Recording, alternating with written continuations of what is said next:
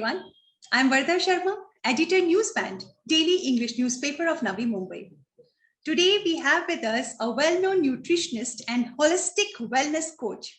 She is certified diabetes educator and founder of Akanksha Desire for Wellness. She is currently pursuing her PhD research on reversal of type 2 diabetes through food, lifestyle modification, and chakra healing meditation from Florida University. It gives me immense pleasure to introduce and welcome Bhavani Swaminathan. Hi, Bhavani. Hello, namaste. Yeah. Bhavani, we have our Navaratris going on now. So during these days, many people observe fast. So today, let us talk about fasting. Okay. Sure. And we hear that, fasting helps in cleansing system and also detoxing body. How far this is correct?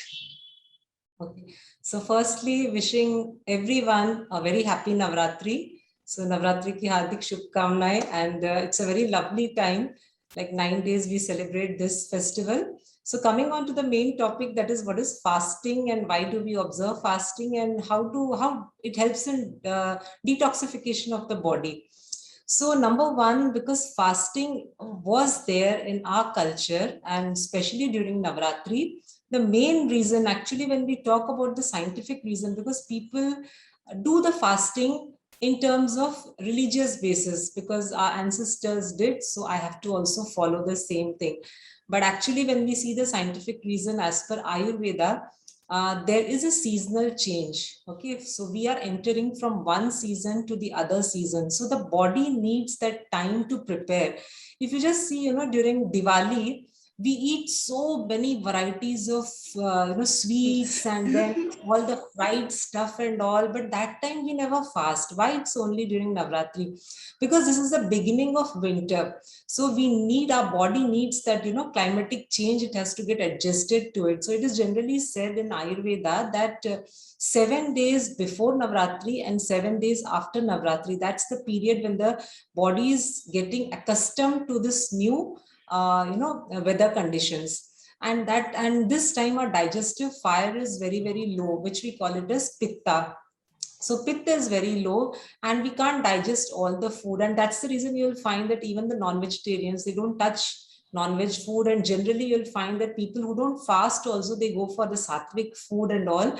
So basically this is actually the scientific reason, because we need to make our children also understand. They feel that this is a very orthodox culture, that why we need to do fasting, just because my ancestors did, why I should be doing.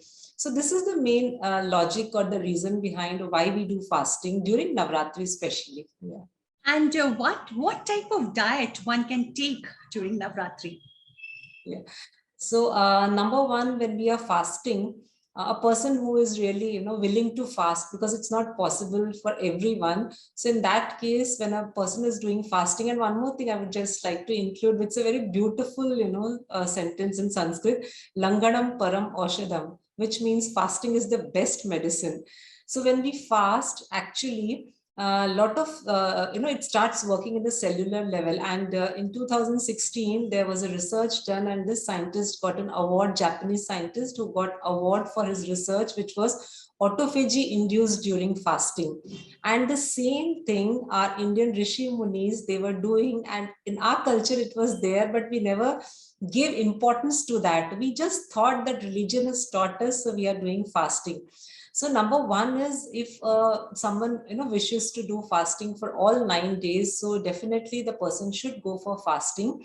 And in this type of fasting, we take just a mono fruit, which means just one type of fruit we have to take. It can be either an apple or pear or simply banana, something like that, where we are including just one fruit in our diet. Okay, so whole day we can survive on that fruit, and evening time, suppose you want to break the fast, in that case, instead of going for all these kind of there are typical vrat ke jo food we call so like buckwheat flour, which is called as kuttu ka atta, then singhade ka atta, and so many sama chawal is there. So all these millets can be included, which are actually easy to digest.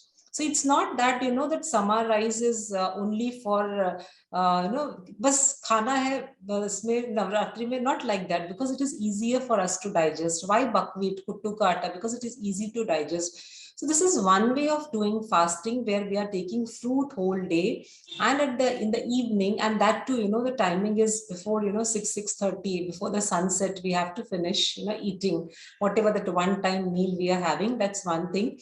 And secondly, if a person wants to go for complete fast, it can be just juice and fruits also, because that actually detoxes the system.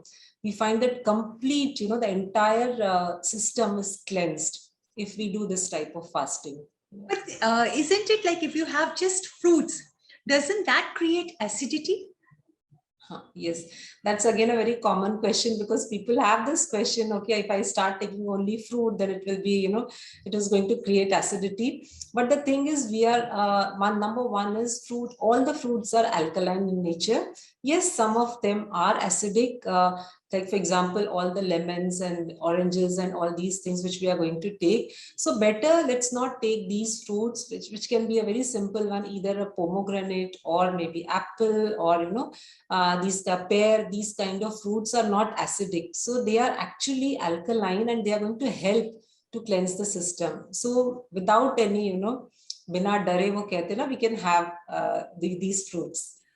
Usually, Bhavani, there is a tendency, if we fast, we tend to include lots of potatoes, and especially I'm talking about, in north side, we have sabudana khichdi with lots of peanuts going on, and lots of, fried, even like putu, instead of, putu puri, we have putu puris and putu pakoris. Yes, yes. How helpful is that? Yeah, actually, I was just thinking, and good that you asked this question, because actually what happens is during fasting, we tend to eat more compared to the normal days. Okay, so fasting is something, number one is the tea and coffee intake is much, much more compared to the regular days, because we feel that, okay, fasting, so we need that energy. For that, we are taking more of tea and coffee. And you rightly said, all these puris and halwas and all, because I'm fasting, so I need to have some puris. That's fine. It's, kuttu ka aate ka halwa, puri bana, so that's singade ka atta, so it's perfectly all right. And again, when we talk about the, halwas and also, it's paid in ghee. So we give all sorts of explanation. But actually, and again, the wafers, potatoes, which we think, okay, that's absolutely fantastic, we can have during the fasting. But we generally tend to eat more, and we are going to, the system is again getting damaged. So basically, these things which we are, see, all these things, it's man-made, okay? Though our ancestors knew the right way of fasting and right way of living, but we have, done a lot of changes in by, thinking, we think that we are much more educated, much more smart. So, the way I want, I can eat, because I know much, I'm more educated than my, elders. So that's the wrong way of eating during fasting. We cannot go for puris, because number one, any puri, say it is a singade ka atta ka puri or kuttu ke atte ka puri, but fine, that's a millet, but still we are frying in oil. And we are trying to give some kind of rest to our digestive system. See, it's a very simple explanation. I'll try to give an example. So every night we sleep, at least, some people sleep for 5 hours, some need 8 hours. So it's a mindset, okay, unless I sleep for 6 to 7 hours, I won't be fresh. And that body requires that amount of, rest. Now, what happens, we don't go internally and watch what is happening to our digestive system or the other system. So our digestive system also needs rest, especially because the reason is because the pitta is getting disturbed as per Ayurveda. So we need to give that rest. So people who enjoy puris and halwas during the fasting, especially Navratri fasting, when they break, they say, okay, fine, whole day I was in, having one fruit. So now I'm going to have, that in Hindi we say, na, dat ke khayenge. So that actually should not be done, because it is going to overload your digestive system. Yeah. Can people with health issues like diabetes, hypertension, can they fast? Now, this is actually a good question, because we are talking about fasting.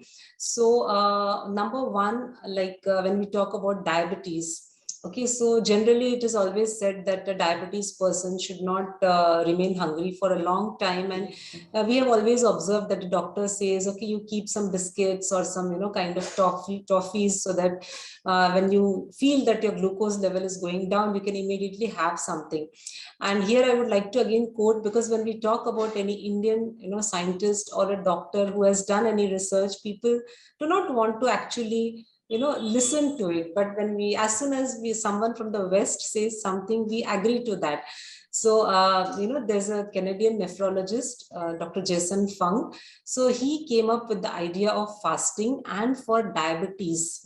So a diabetic, when he does fasting, so what all changes in the cellular level can be observed. Earlier I mentioned about the Japanese scientist who talked about fasting, and this is another doctor who does.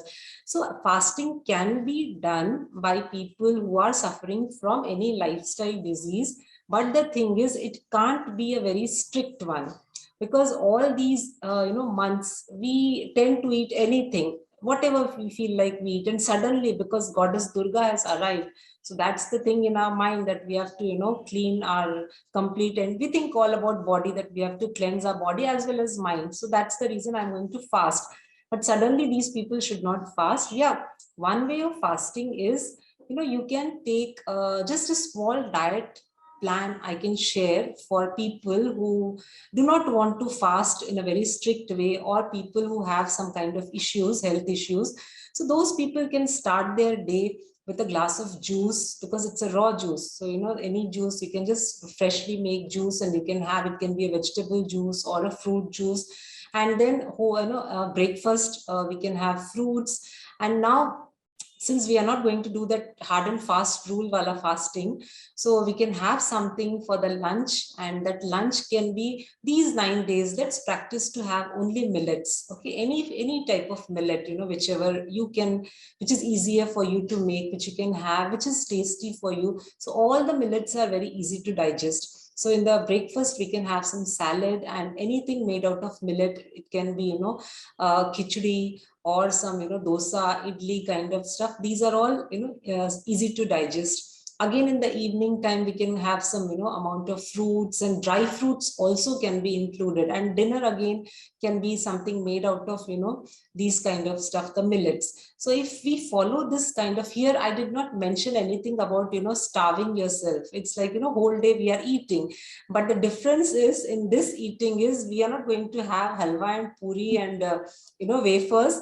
We are going to have a better, choices like this, which is going to heal my digestive system. So that can be done. What precautions they need to take, people with health issues? Yes. So precautions, number one is they should not starve, because again, fasting and starving are, these words are very, people exchange these words. Okay, fasting means I won't have this, I won't eat, I won't drink. No, that is not.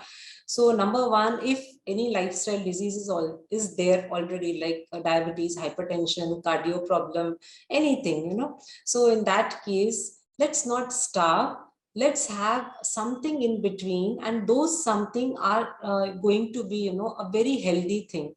So healthy in the sense, all the fruits are healthy. Now, why fruits are healthy? Because they contain micronutrients, that is the vitamins and minerals.